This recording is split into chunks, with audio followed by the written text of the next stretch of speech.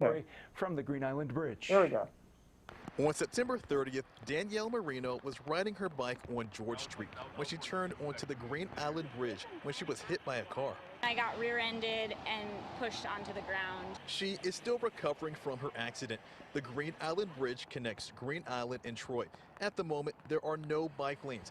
Marino started a petition that has received over 800 signatures. It's calling for the addition of 2 bike lanes on the north side of the bridge. So you'd have bikes going to and from, and it would be protected so that bikes aren't being, like, they're not part of traffic, they're separate. Troy City Council President Carmelo Mantello says they are aware of the problem. She says Troy received 2 grants before Marino was hit. Both proposals are aimed at making the roadway safer. Mantello says they are doing a traffic study right now to see if they can put a roundabout near the Federal Street entrance of the bridge. She says work could start on the project next year. Obviously, you know, it's a gateway into the city. And as I said, public safety is number one. And obviously, if we can connect it to our trail that's being worked on along the waterfront, which is the $400,000 we receive for that trail. Green Island Mayor Ellen McNulty Ryan declined to comment on camera now because she is meeting with DOT next week. She says they are looking into the issue. Jonathan Hunter, News Channel 13. Thanks, Jonathan. The State Department of Transportation sent us a response late today. They say they're reviewing the proposals submitted by the city of Troy and look forward to having further discussions with all stakeholders. All right. Stop sharing. Okay. So I thought you did a great job, by the way, in just, you know, presenting yourself on the, can you guys hear me now? Yeah. Yes. Yes. Okay. My the video is still continuing here, so I got to stop it. All right, stop. Thank you. All right, getting back to the discussion. So, as I said, she did a really good job. Where does it stand now? I guess you were talking. You had some discussion with the mayor of Green Island. It seemed like they seemed to be like the folks that were getting in the way of the bike lanes. There was money for the bike lanes, apparently. Well, there's 2 things going on. Danielle, with the help of James and some other folks, and the people at her work actually called for a meeting with the mayor, and they had that. And then Danielle, with the help of James, started a petition. So there's that going on. As a parent, I went a little bit different path. I wrote pretty much all my elected officials as they are related to the Green Island entryway, as well as the Troy entryway, and asked them what they could do. The current proposal that's on the books that there's money for is a cycle track that will connect the Empire State Trail to the Troy Bike Trail, the Uncle Sam Trail. That does it in a roundabout way, kind of going underneath the bridge, along the river, and then I believe taking a full lane on the bridge to make that a twin cycle track. The north side of the bridge. On the south side of the bridge, there's a sidewalk. And that's a fine plan if you're thinking of trail access. But where there's some missing gaps is actually where Danielle got hit, which is on the Green Island side. Both the Green Island intersection that leads onto the bridge and the Troy intersection that leads onto the bridge are very skewed. Green Island's very skewed and large, and it's receiving a lot of traffic off of the interstate. So people are going fast, they're in a hurry going to work. It's an area where a lot of traffic goes through. When she told me she got hit, I knew exactly the spot because Clem and I had drove through there last summer, and it was clear, like we went over the bridge both ways because we rode our bikes down from Saratoga into Troy. And I said, oh, geez, Danielle's got to ride this every day. It made me nervous, and I'm a very seasoned cyclist. So it's just very large, very car centric. The Green Island side. Troy's not much better. Troy has a plan in place, I believe, to do a roundabout. So they were just awarded and are planning on spending money to do a roundabout. I don't know if it's, I know the award was done for the design. I'm not sure if the money is there for the actual conversion. Green Island has had multiple studies done there. And I think one was done in 2013 on that intersection. There was some work done by DOT to do a bump out. Danielle is not the first person to have an incident there. There's been many before her, and there'll be many after if it doesn't get fixed. So before I knew that there was this money for the cycle track, I had already sent out a letter, and I'm a firm believer of complete streets, and I think complete streets would fix both of those entryways, kind of putting them on diets and more pedestrian bicycle conscious. But I do know that there is a push for to use up this money that could be lost. So maybe both plans could work out in the long run. I don't know.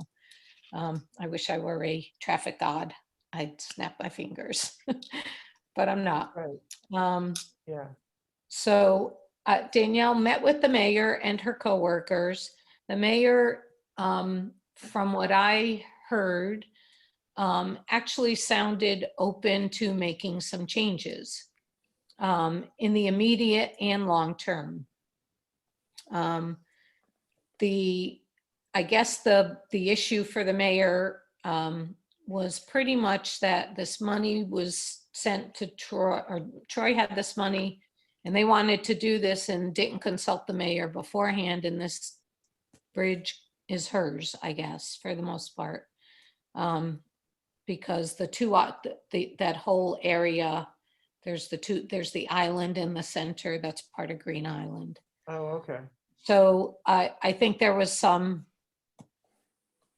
little bit of a pissing war going on between everyone, and in the end, it's not getting done as it was proposed.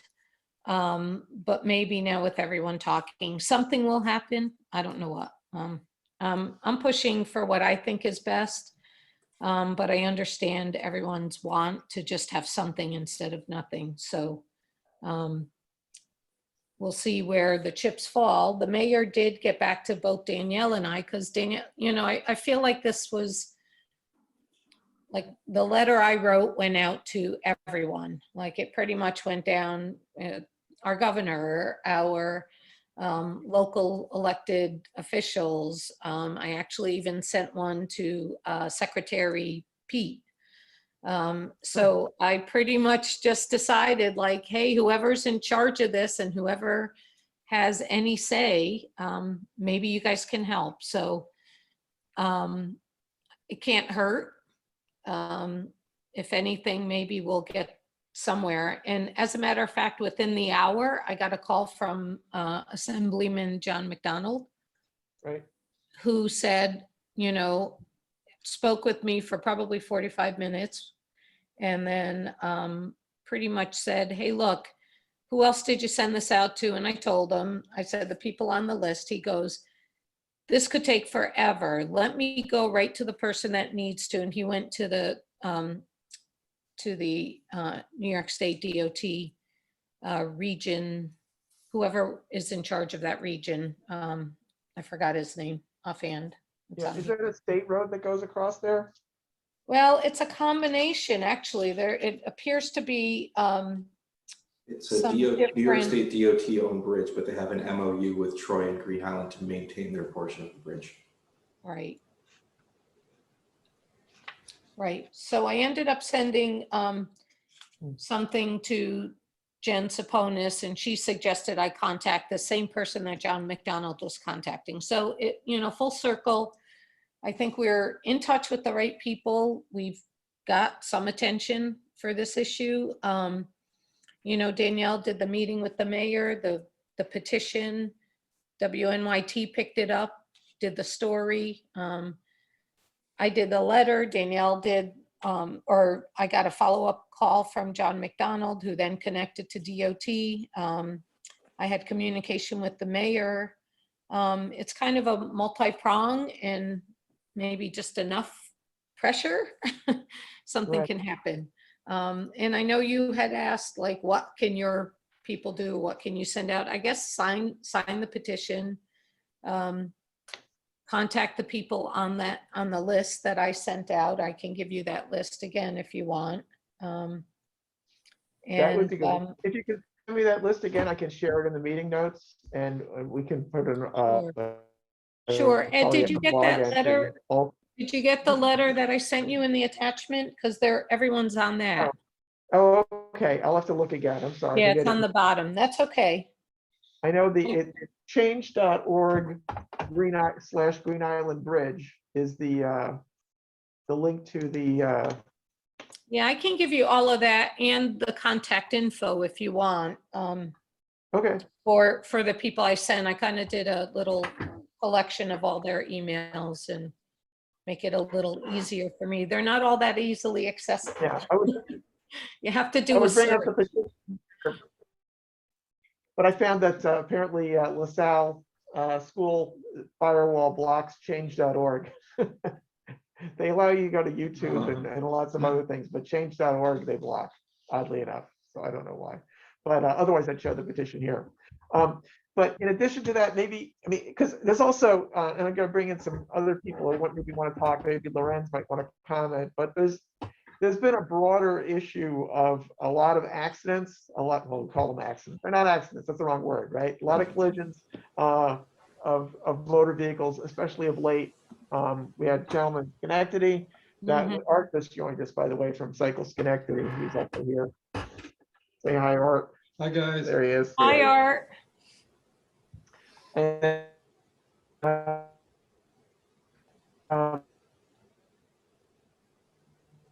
gentleman killed in Schenectady who was killed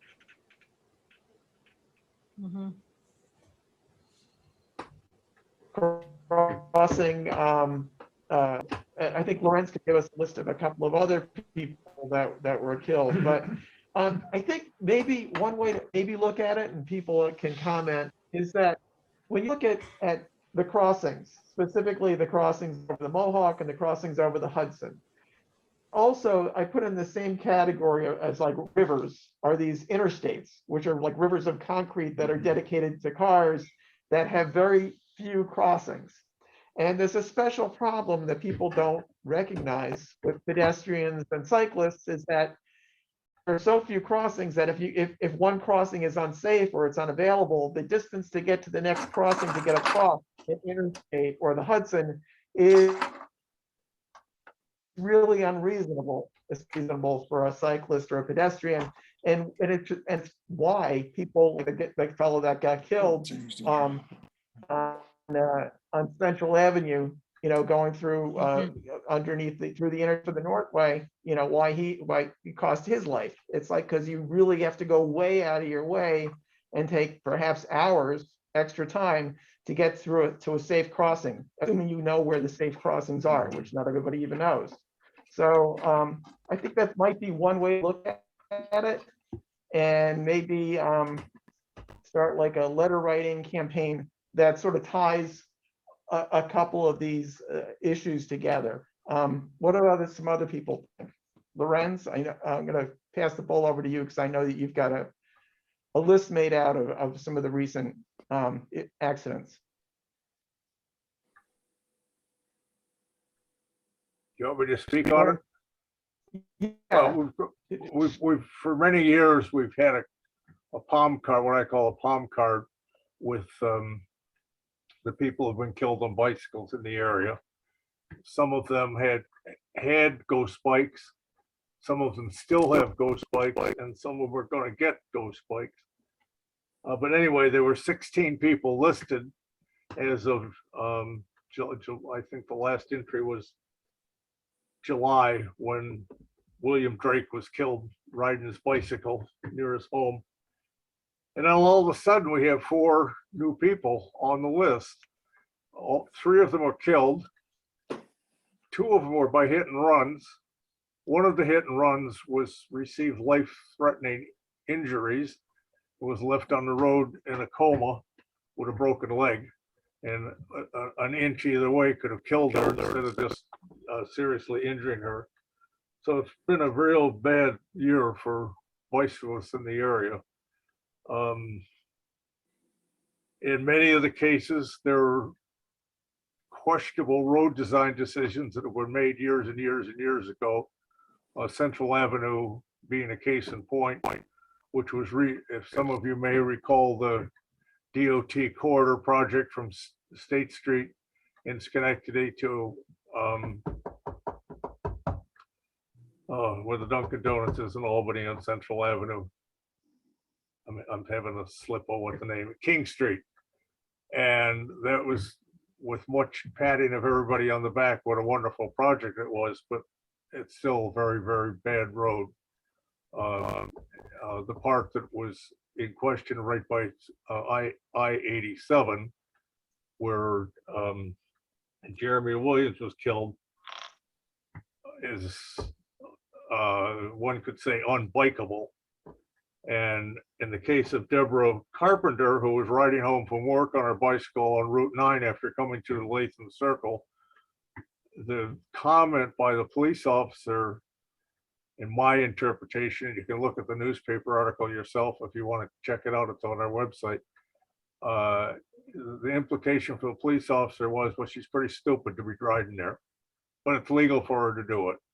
But the statement was clearly that it was her fault for being there, and which is just, not only is it inappropriate, irresponsible, and lack any empathy whatsoever for other bicyclists or members of her family, but it's based on complete ignorance of what the obligations of the Department of Transportation is, which the Department of Transportation does not have a clear picture of what its real obligation is anyway. So it's kind of a lost cause there. But anyway, that's the story. It's real bad situation.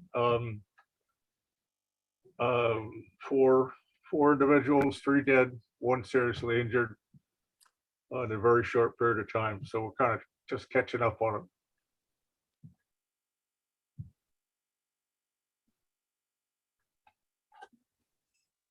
That's all I have to offer. All right, now that you joined us, do you have any more? All right, thank you, Brian. Art, do you have any more information on the what happened in Schenectady? I think the TU had something today where they at least identified the cyclist, and previously it was just the driver, but no real insight. And along the lines of what Lorenz just said, you know, the police investigator will probably get back in his SUV and drive off, right, chopping the gas pedal and riding around cyclists as fast as he can. Well, the other issue there was, the other issue there in Schenectady was he left the scene. Correct. It was a hit and run, and they still haven't charged him with anything. It's like charge him with running after you hit someone. Right. That's very common. It's pretty typical. We've had a lot of those, and we've had a large number of our deaths have been caused by people who the clear fault of the driver, either being intoxicated and on drugs, running into people from behind, going to sleep at the wheel. So it's not unusual to have hit and runs. Yeah.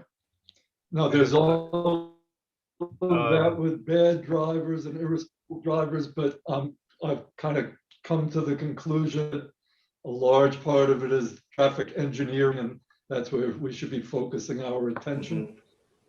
You know, the roads are wide and made for speed, and you can't really blame somebody who's 50 miles an hour or 50 miles an hour for not going 20 miles an hour when the road just invites them to do that.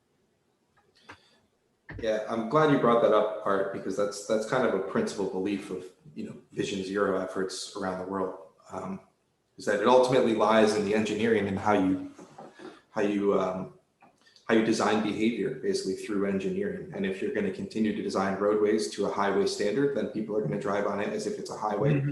And police officers will think that's the way that you're supposed to drive on it. And no amount of education is going to change that culture until you start to build the infrastructure. So I agree. I think that's where the advocacy movement around the capital region should focus. To Jeanette's point, how the meeting was started, I think we have a tool in that with complete streets and getting complete streets policies put through at the municipal and county level, and actually having those policies have some teeth. You know, so the next time DOT comes through and they do a corridor study on something like Central Avenue, they're going to see an Albany County complete streets policy and a Schenectady County complete streets policy that has teeth and tells them how the road is supposed to be designed. I think those mechanisms are there. It's just a matter of, getting the grassroots movement to change focus from education and hoping that people will just do the right thing because they know that's what they're supposed to do, to designing streets that force them to do the right thing. The letter that I sent to Secretary Pete spoke to the complete streets and trying to get teeth, especially if the money's coming from the federal government. So in that regard, I mean, I think, Kyle, what you've said is point on. What everyone is saying is point on. But I think we have to, if we go forward with addressing this, I think building awareness with the constituents who also drive all the time, as opposed to creating a war between us and them. I think if we build awareness and teach them that these roads are poorly designed, and as a result, we're more at jeopardy because they've been given this structure to drive in, we may garner their support in fixing these broken designs so that we can do it. And what I asked Mayor Pete, Secretary Pete was, in awarding these funds, make complete streets mandatory, a part of it. Like, you cannot do anything without the complete streets design in there, as well as including some of the local advocates to have a say in this. I mean, there's so many times that we see things done and you're sitting there going, who thought of this and why is it done this way? And, I struggled with that locally as well as on the state level. I just don't understand sometimes how the designs come into play, because the bicyclists and the pedestrians, as a bicyclist and pedestrian, it just doesn't make sense so many times. So we're wasting money not doing the right thing is in the end, but hopefully maybe we can build support by not creating a us and a them, but a system that is broke and not designed for the general public and their safety. A glimmer of hope is Secretary of Pete, who has, billions and billions at his discretion to spend. Was before he was Secretary Pete was Mayor Pete, and he did a complete streets plan in Terre Haute, or wherever he was originally in Indiana. South Bend. Yeah. The only thing I'd like to add is jump in here. There's a certain group of people, motorists, they just don't care. You're never going to reach them. They feel like, you don't belong on streets, and if you get hit by them, well, it's your fault because you didn't belong there. I get comments all the time about the bike lanes and on Madison Avenue, Albany, why they do it. Right. They eliminated that lane. And Lorenz made a good point. I tell people, well, I'm a taxpayer. I live in Albany. If it takes somebody 10 minutes longer to get some state worker 10 minutes longer to get to their place in Gilderland, well, that's, that's not the end of the world. Forget 10 minutes. Delmar didn't like 50 seconds, right? Yeah. Delmar, it's like they estimated it would take 50 seconds longer for that complete streets design to go through for commuters, and they pretty much took it down overwhelmingly when it went up for that referendum. And the So- thing is, there's always people that are in a hurry on the road. You know, you see them, they're not paying attention, they're texting or doing something else. And those kind of people you'll never reach. Years ago, I was riding on Route 85 because I used to do that loop, you know, going down Crumpkill 85A and that way before they put in the rail trail. And Yeah. some guy in a pickup at the Stewart stops and tells my wife, he said, you know, you gotta be careful on this road. You don't belong on it. And I almost wanted to grab his neck, by his neck. Right. You know, I mean, so there's certain people, I mean, they just, you know, they feel like the road, motorists, they feel like the road is their domain. You don't belong there. Yeah. And they'd almost just soon run you down as, you know, watch out for you. I think we've all been shouted at. Get off the road. You don't belong here. Oh, yeah, I've At been least shouted. once in our lifetime, but many more times than that. And I think that's part of building awareness. And Ed, I really like your thoughts on possibly bringing to light these interchanges, the bridge interchanges, the highway interchanges, and how truly poorly designed they are when it comes to pedestrians and cyclists. And many of these bridges and interstate systems are dividing areas. Like they are truly like they're neighborhood dividers, they're city dividers, they're you know, they create a division already, and then on top of that, the design of trying to maneuver through there is poorly designed. And so we end up with these continuous blocks of being able to move around as human beings. I don't know if you all have read what's it called? Street Fight by Jeanette Sadat Khan, but she really is educating the general public and making the designs of the street or made. She's no longer in that position, but now she's a consultant for that. But she is what we're talking about. She did what we're talking about, is putting the roads on a diet, making them, not making our inner city or our city streets highway streets. You know, but that seems to, when whoever designs the highways and then you've got the ramps coming off, they don't shrink them down. They just continue the size of them into the residential neighborhoods that they flush out to, and so it continues. But I do think bringing this maybe to the highlight of where the accidents have happened, and maybe the 4 city representatives of this advocacy group, you know, ABC and Cycle Schenectady and Biketoga and Troy Rescue, you know, Troy Bike Rescue, all of those organizations can maybe write an open letter to the media talking about these intersections, but also using it as a point to educate the general public and work somehow that way through our media. Use them. They don't have researchers anymore or journalists. They'll take just about anything they can take these days and publicize it to fill their time.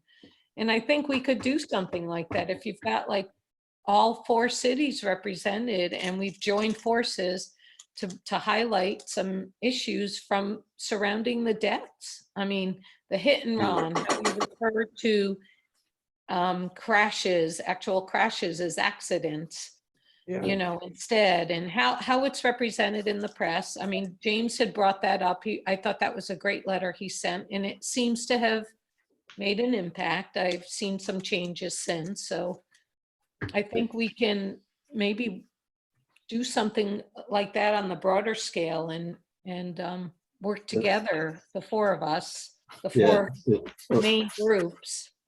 I mean, it's a little ways off, but it'd be nice to get some better media coverage or ride-alongs for a ride of silence when we do those. I don't know if you do those in Schenectady or you do at least the one in Albany. No, I don't care. Schenectady's always had one.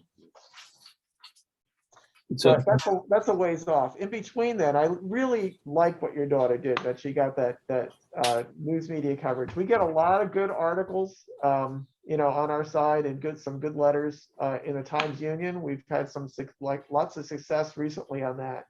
Not that it worked out, because we had a lot of letters supporting the Proposition 6 in Delmar, and it still didn't help. But you know, but we need to, I think, reach out to beyond the Times Union, because how many people really read the newspaper anymore? And start focusing more on the regular TV, and perhaps even, I don't know, social media. So, which is not my area of expertise. I don't know, anybody want to speak to that? no, but I do think the incremental, this is Rob here, approach that Jeanette's approach, you know, saying that if we just take this sort of as a tactical approach and look at what we can achieve, you know, let's start with pedestrian safety. Nobody, you know, wants to read police reports, and then just sort of move on to like road design and just kind of like develop something, because the status quo is so deeply entrenched in this area, as you all know. So, you know, how we, you know, come up with some kind of a plan. The plan should be, you know, find the obvious points, as Jeanette and I'm going to say Kyle has said about road design, and just, you know, it's going to be a slow process, and I think we just have to be patient and go for the, you know, the long game. Well, to Jeanette's point about highways and roads, you know, dividing communities and cutting them off one from the other, you know, there's explicit language in this infrastructure act. There is. To remedy that, you know, especially where you got disadvantaged communities and the equity issue. So, you know, we should be able to make some use of that when you're talking about a bridge, making it safe to cross that bridge, or a highway safe to cross the highway. Right. One neighborhood to another. There's funding available too in the infrastructure bill for those things, you know, so if we start to build a movement locally around that recognizes those things, and then that gets picked up by municipal officials, then, you know, suddenly that's showing up in plans and grant applications, and that's how the money starts to come through. Yeah.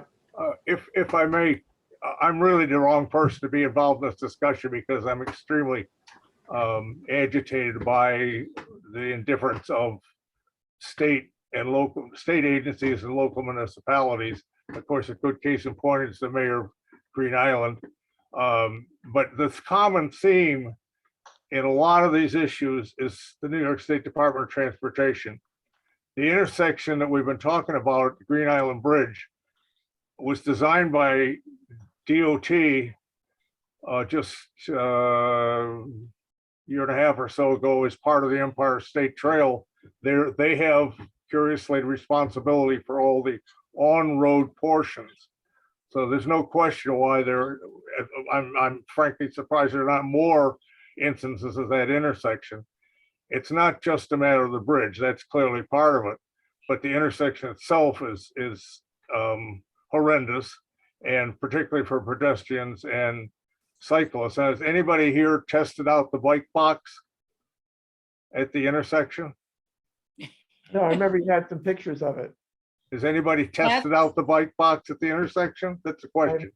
That's No, where so Danielle. universal no. Okay, my challenge is to you, go there and pretend you're gonna take a nice little ride on the Erie Canal, Empire State Trail to Waterford to get a cup of coffee, and you're coming from Waterville, and try to do the bike box. And that was designed by New York State Department of Transportation. And I cannot understand how anyone could call that a done design. So we have the other thing that's a common thread is the so-called complete streets legislation. And if you recall, the New York State version of complete streets limited it to, I believe, numbered state roads. Fortunately, and I don't know about any of the other municipalities, but fortunately, we had a very aggressive common council member in Albany And she made it so that every repaving would take complete streets analysis. Now, if you were to foil all the complete streets analyses in the city of Albany for all the streets that have been paved leading up to the election, I hazard you wouldn't find too many reports. Or you'd get a one-liner, a complete streets analysis was done in the course of planning this project, period. So that's, it's kind of it's a Band-Aid, what I call a Band-Aid on cancer, because the complete streets only requires that you consider all road users. It does not mandate that you consider the safety of all road users. So if, going back to Janet's point that she's been trying to make on several of these instances, the safety of the pedestrian or the bicyclist, the person in a wheelchair, the person getting off the bus, or the person walking to get into their car is not a prime consideration in the New York State's complete streets law. That's where programs like Vision Zero come along, that other states and other municipalities have embraced. Unfortunately, the leadership here has not embraced those concepts, period. So I want to chime in there just because I'm on the board for the New York Bicycle Coalition, and we're supposed to be the statewide advocacy group. And I think you're spot on, Lawrence, in that New York State DOT, frankly, could care less about the complete streets legislation. I mean, we as an organization tried to get grant funding to educate people on complete streets, and state DOT refused to fund it. We ended up getting money through NYSERDA and Department of Health instead.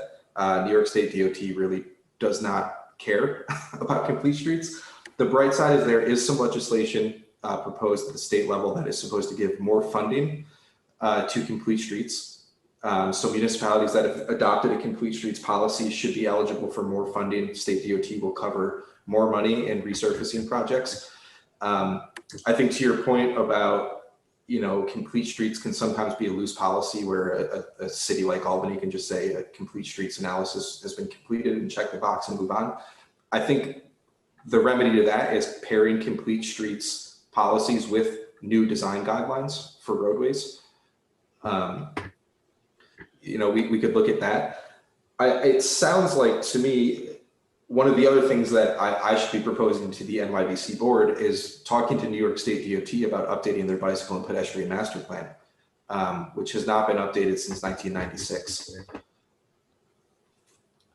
which is pretty terrible. I know we had proposed this to them 3 or 4 years ago, and their response was, well, it was a good plan in 1996 and we're not done implementing it. NYBC has a board meeting coming up in about 2 weeks with an advocacy subcommittee meeting afterwards, and I'll bring that up again to see if maybe we can revisit pressuring New York State DOT to update their bike and ped master plan. It's ultimately not my decision as one board member, but I'd encourage anyone here from these groups to send an email in to info@nybc.net or nybc@nybc.net and start calling for this, because I think if we get the local advocacy groups pushing us to do it more, then it will come to the forefront of NYBC's policy initiatives. And that might be an avenue to at least start having the conversation about New York State DOT design guidelines and where they spend their money and how they think about bike and pedestrian safety. Wow. This gets into the weeds with and bureaucracy and acronyms, but I guess a large part of the problem is this infamous manual of uniform traffic control devices, which is a disaster and is, puts cars first in every instance. And I don't know what NACTO stands for. Some of you guys know what that is, which is pretty enlightened stuff. So we should support one and not the other. If you do a battle of acronyms, pick the right guys. It's interesting you brought up both of those at once. I'm hearing rumbles that the updated manual on uniform traffic control design it might end up in court. The legislation for the redesign of that manual actually required. So NACTO stands for the National Association of City Transportation Officials. The legislation to update the Federal Highways Manual required that some of the NACTO design guidelines were considered.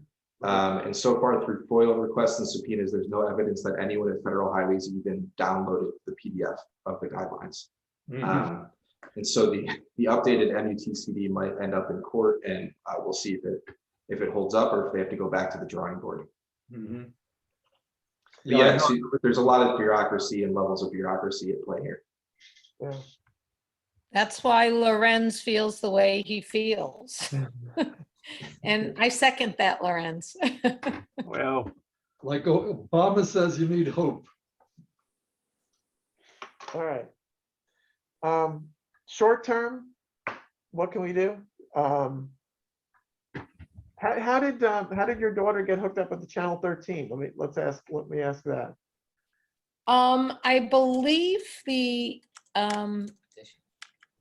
yeah, I think it was the petition that got kind of got flagged by the reporter, unless somebody slipped it under his door and said, hey, look at this. I don't know. I worked with James and Danielle to draft the petition, and while we were making the petition, we created a spreadsheet of media contacts in the area. We said once we launched the petition and broke 100 signatures on it, we would start to reach out to media to try to get more attention and snowball the whole thing. So it sounds like that's probably how we got in. Okay. But you hit the other TV stations and they kind of blew by it, but Channel 13 picked it up.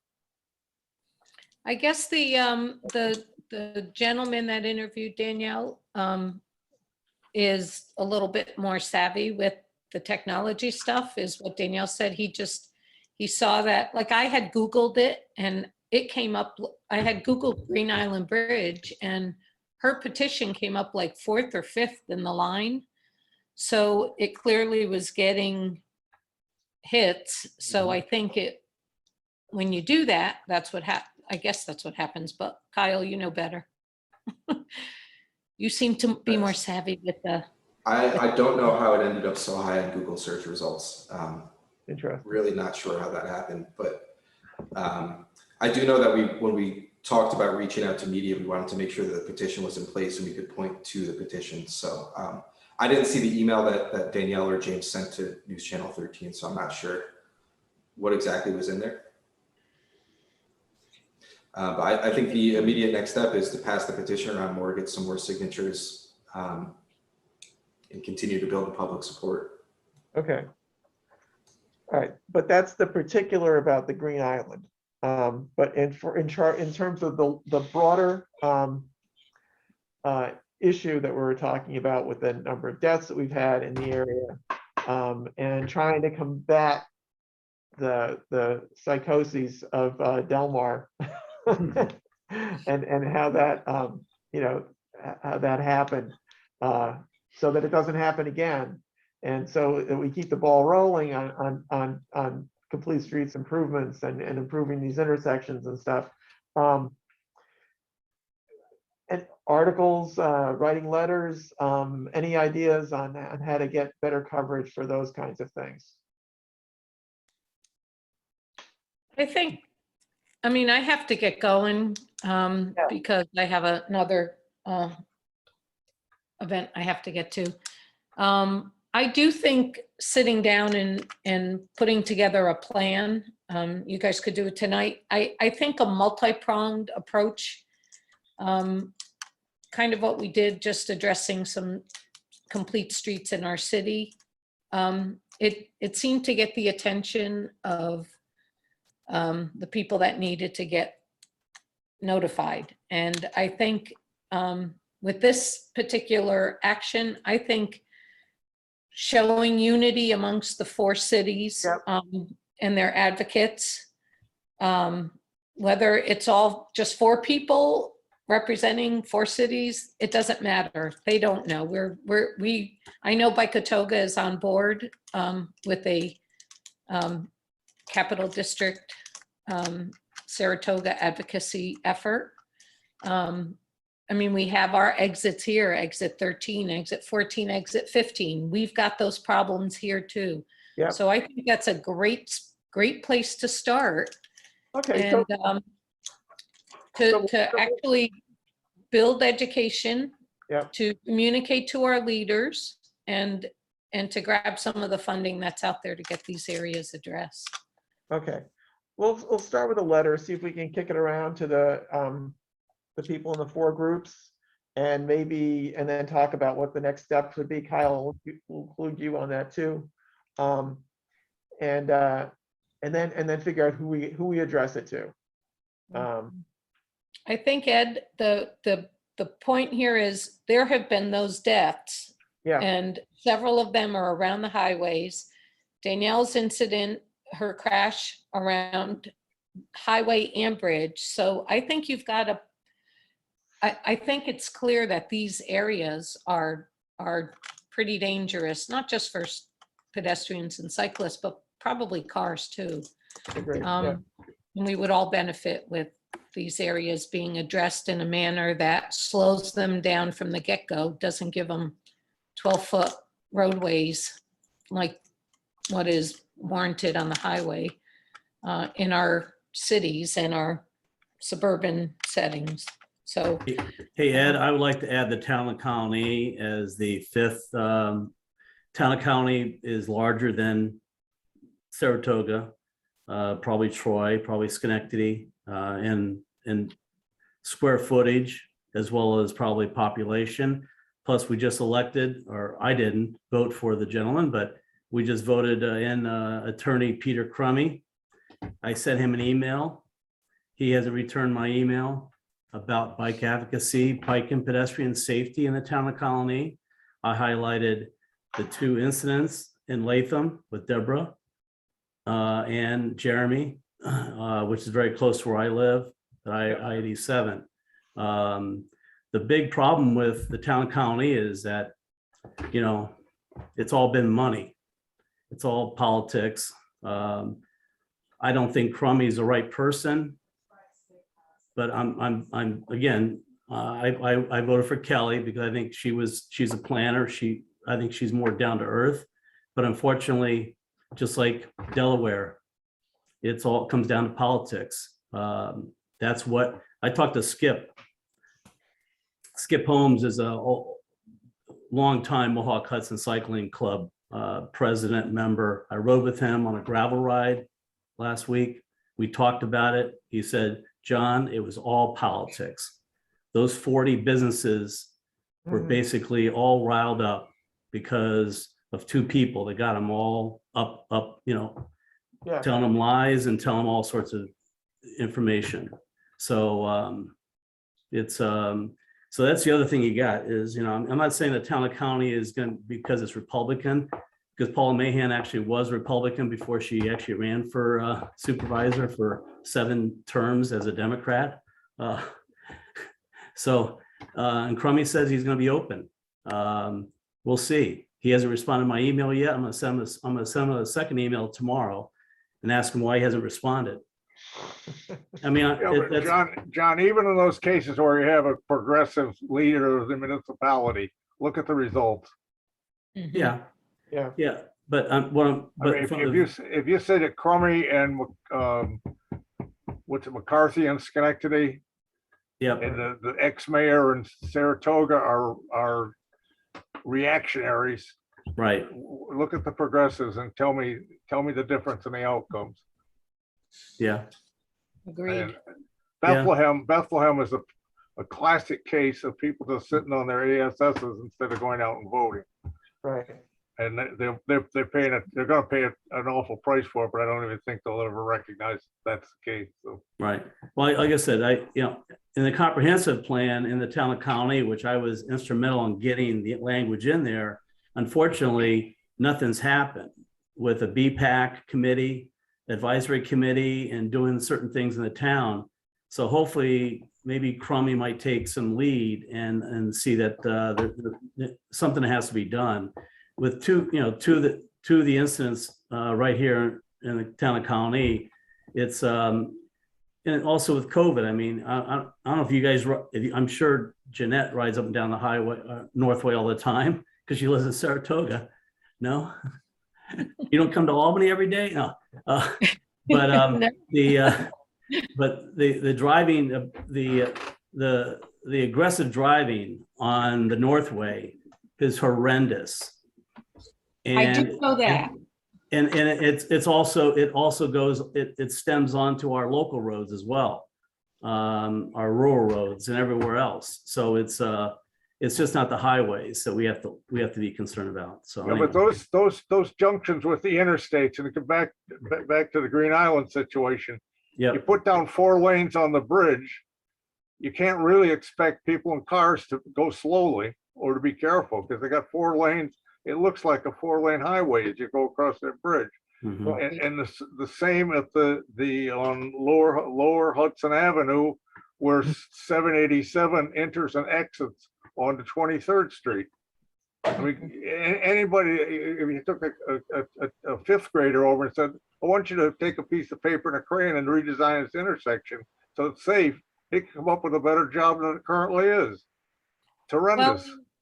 Well, and one of the issues in speaking with the mayor, she stated, you know, she was not very happy with the design that DOT put in place. So this is where we can make a friend. She said that DOT put like the twin cycle track right in, so people are coming out their door, and there's the twin cycle track right up to their front door. And how are we to make friends of pedestrians or residents if we're demanding that our bikes be up against their door, which is not what we're demanding. It's a poor design by DOT to do something that just doesn't make sense. Like there's so many of those incidents that don't make sense. And you know, I don't know what the fix is there, but she was like, I don't want that through my city. There's things people can do. There's different designs, there's more appropriate designs, but it's not going to happen if there's a set of minds, i.e. New York State DOT, that are the ones that are making the decision all the time, because clearly they're making some bad decisions. I mean, I think we're all seeing that right now. So anyway, I have to run. Okay. No, This is great, and I'm on board for helping with the letter and the next step and whatever we have to do. I'm more than happy to help. Thank you, ABC, for asking, and Ed for the invite to join in on this and present. I hope I represented Danielle well. She is a wonderful young lady that I would like to see around for a long time. And yeah, if that's her commute for the next several years, it needs to get fixed. I don't care how it gets fixed, just needs to get fixed. I would like it the right way, but I'm not the God here. Anyway, thank you guys. Thank you for all you do, guys and gals. And we'll chat again. all right, very good. Thank you, Janet. Thank you. All right, take care. Bye-bye.